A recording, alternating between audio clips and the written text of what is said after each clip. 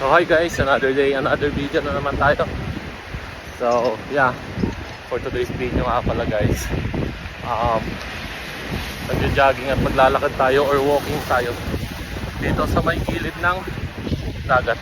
Ayan o. So ang lakas ng mga alon. Ayan o, may mga nagsasurfing dun o. Ayan, kung makikita nyo yung dalawa nagsasurfing dun. Yun yung dalawa.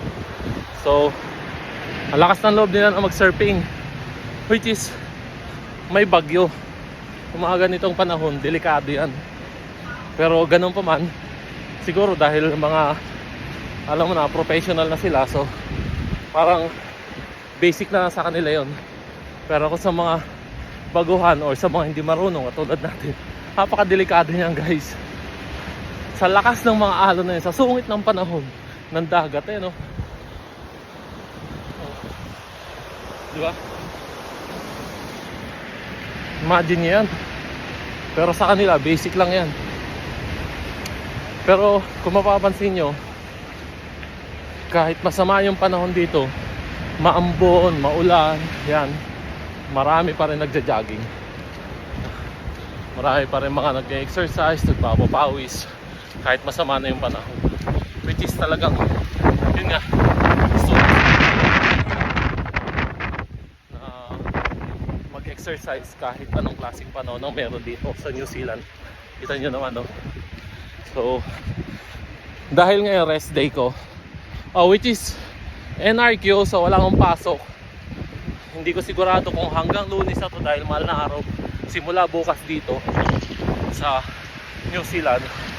So medyo long weekend tayo ngayon. Siguro yun nga, plano ko baka mag-exercise o mag-jogging ng ganito araw-araw. Kaya sinimulan ko na ngayon walang pasok. Pero pasensya na kayo kung medyo malakas yung hangin, yung ulan, dulot nga ng masamang panahon o weather dito sa New Zealand. So ano pa pakita sa inyo.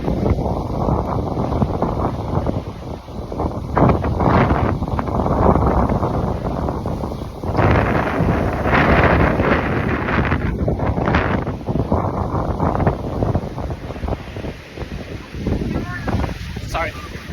Kita nyo, ang lakas ng ng alon, ang ampas ng tubig.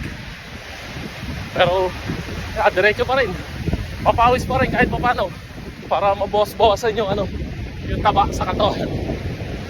So yan guys, napakaganda ng napakaganda pa rin mag-exercise kahit ganito yung panahon. Safe pa rin siya, pero kailangan lang talaga ng konting pag-iingat kasi dito tayo sa gilid ng dagat.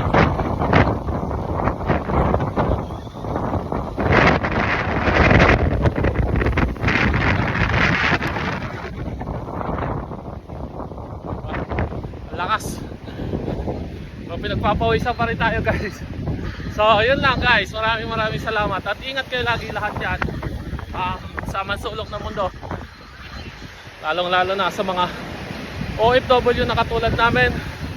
So yeah, bye bye.